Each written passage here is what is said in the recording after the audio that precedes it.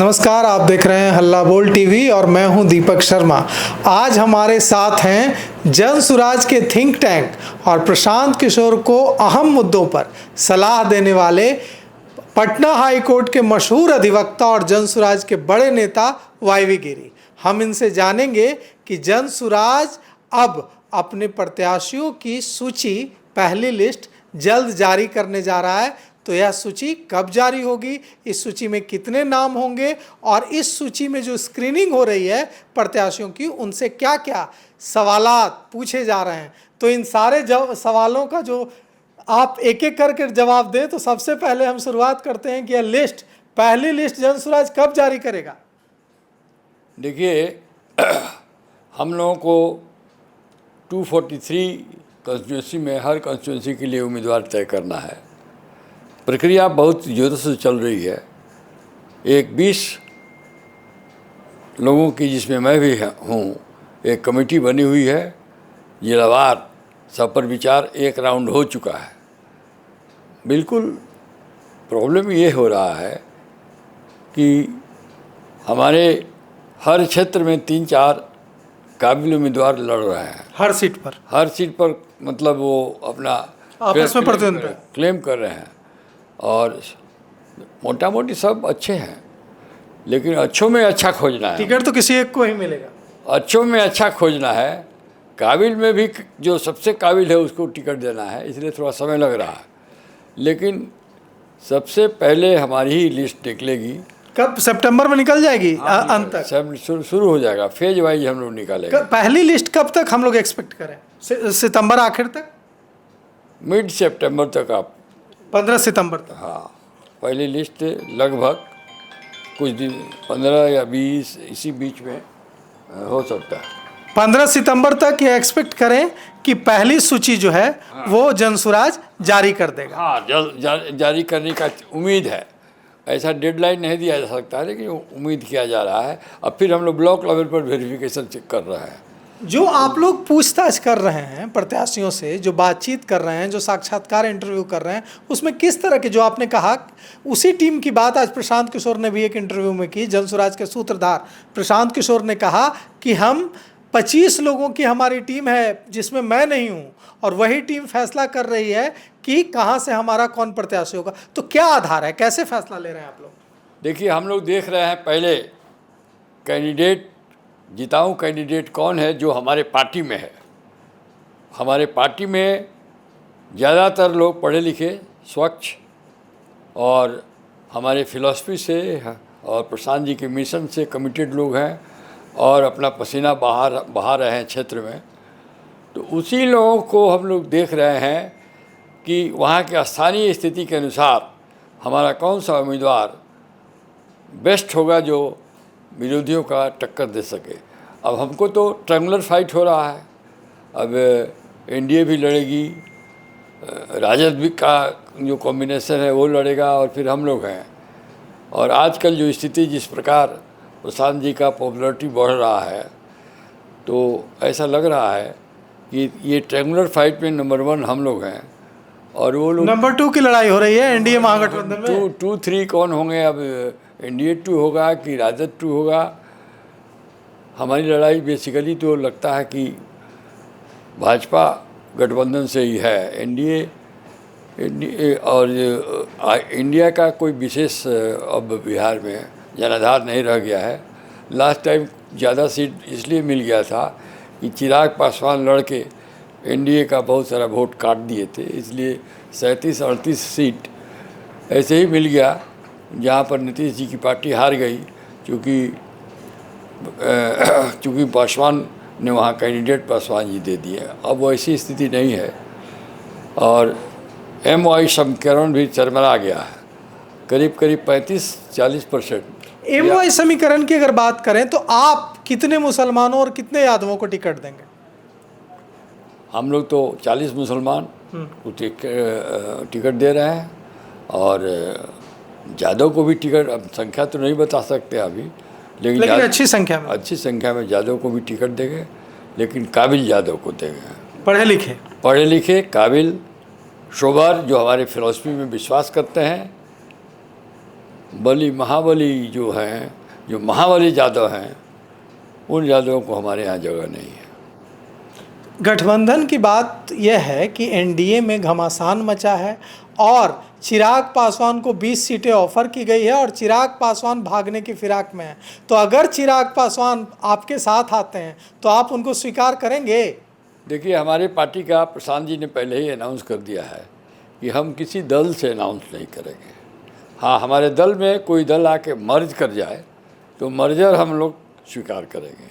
गठबंधन नहीं करेंगे ना, गठबंधन तो न पहले न बाद में नहीं करना, यही हमारी अनाउंस पॉलिसी है। हाँ, कोई मिलता जुलता आदमी जिसका मिशन हम लोगों के सपोर्ट, बिहार के कॉज को सपोर्ट करे तो उसके साथ मर्जर हम लोग कर सकते हैं।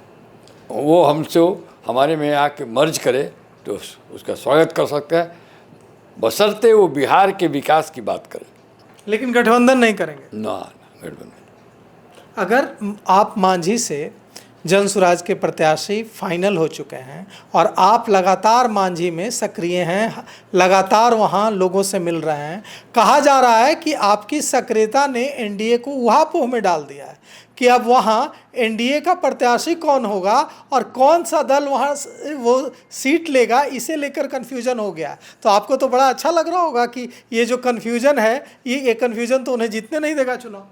बात यह है कि अब उन लोगों के कन्फ्यूजन में हम लोग को कुछ लेना देना नहीं है, वो डिसाइड करें आपस में। जनसुराज का भला है ना हाँ, कन्फ्यूजन में। भाजपा लड़े या नीतीश जी की पार्टी लड़े, ये उनका अपना अंदरूनी मामला है, वो डिसाइड करें, उससे हम लोग कोई फ़र्क नहीं पड़ रहा है।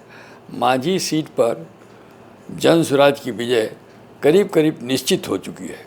सारे लोग, मेजॉरिटी, चाहे किसी वर्ग के हो, चाहे मुस्लिम हो, अति पिछड़ा हो, अगड़ा हो, सब लोग का मेजॉरिटी 50-60% लोग ऑलरेडी प्रशांत किशोर जी के मिशन को देखते हुए और कुछ मेरी उम्मीदवारी को भी देखते हुए सब लोग इधर झुक पड़े हैं, चल पड़े हैं जनसुराज में।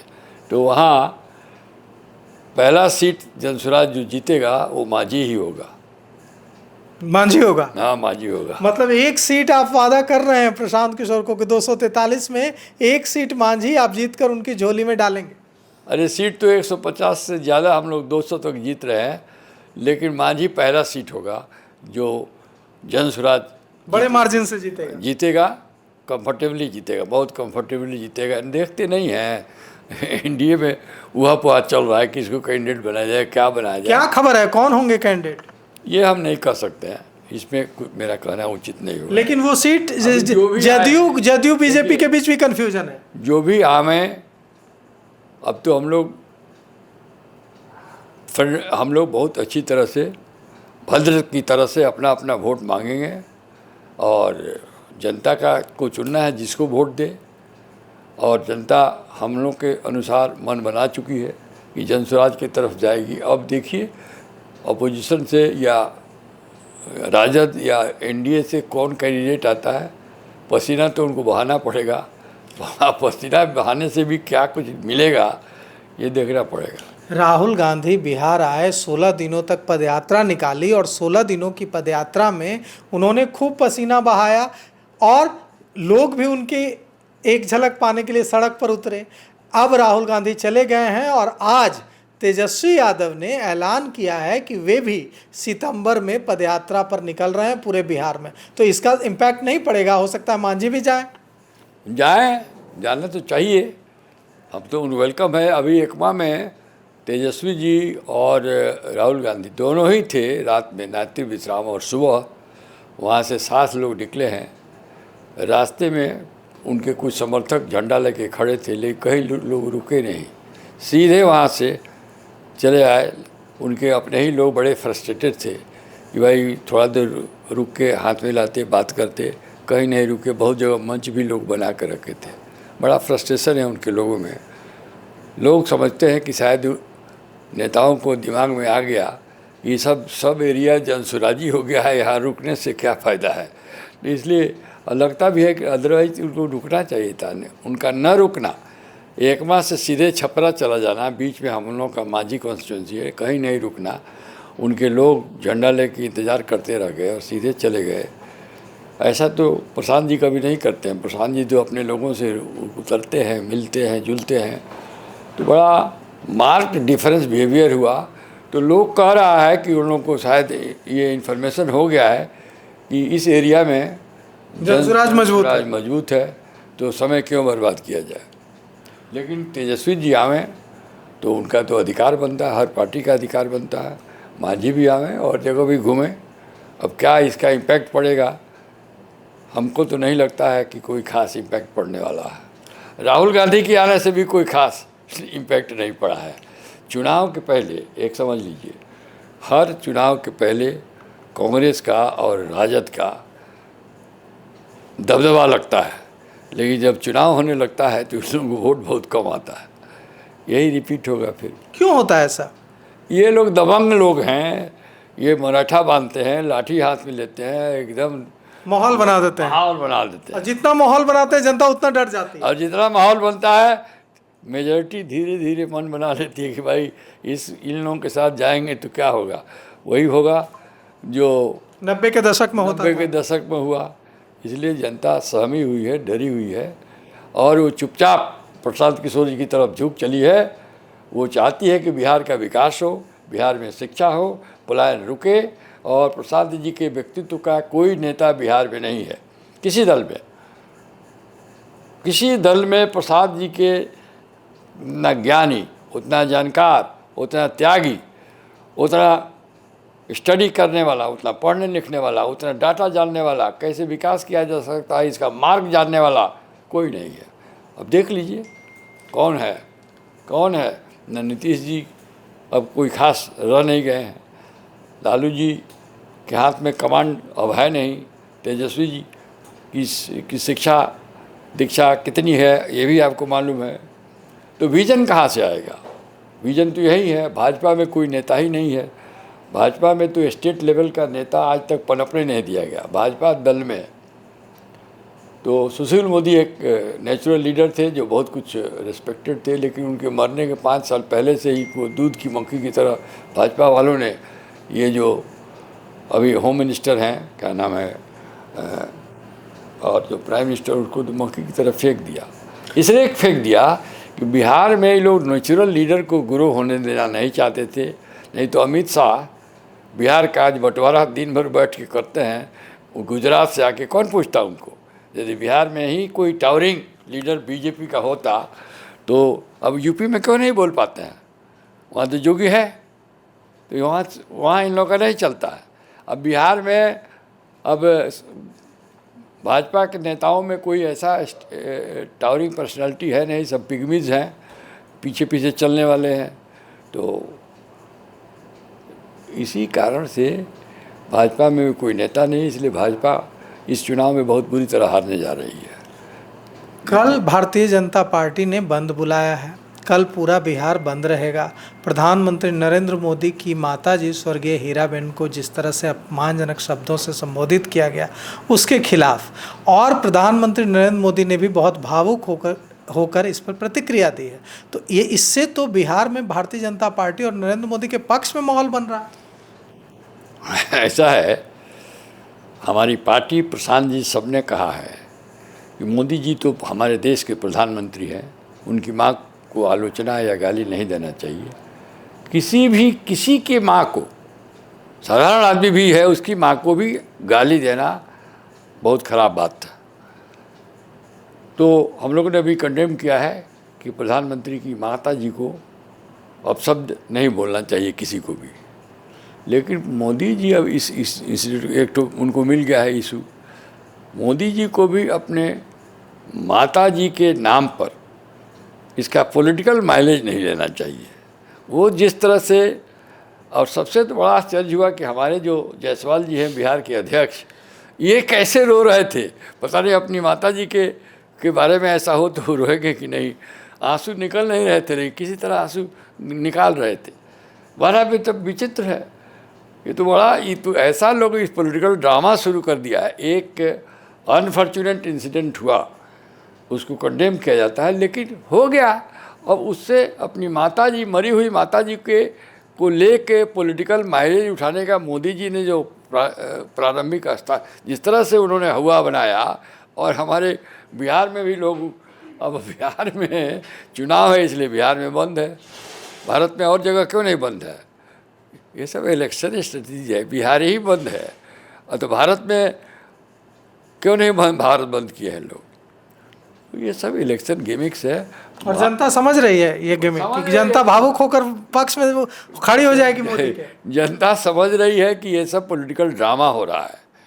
ये 4 दिन 3 दिन के बाद माता जी के गाली तो जो दिया वो गलत काम किया, लेकिन 3-4 दिन सोच विचार के इसका कैसे पॉलिटिकल कैपिटल बनाया जाए, इसमें बीजेपी लगी हुई है।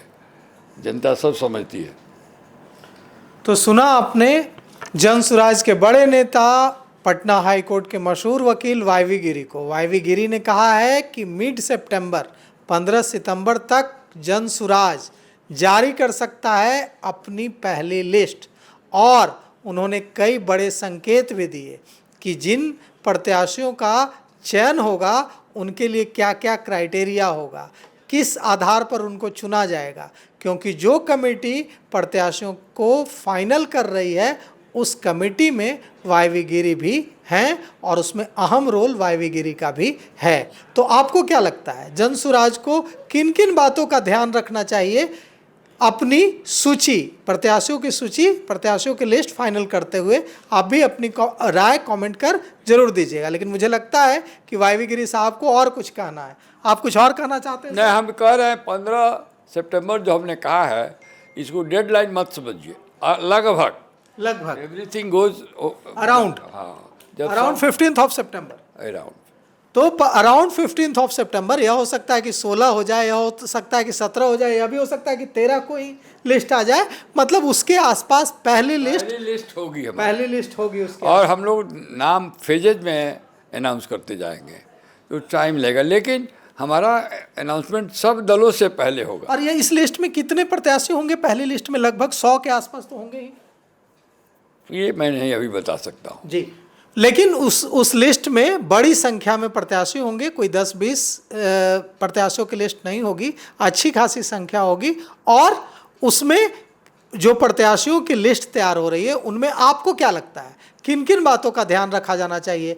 तो आप भी कमेंट कर बताएं एडवोकेट और जन सुराज के बड़े नेता वाईवी गिरी को कि किन किन बातों का ध्यान रखा जाना चाहिए, जन सुराज को रखना चाहिए प्रत्याशियों की लिस्ट फाइनल करते वक्त।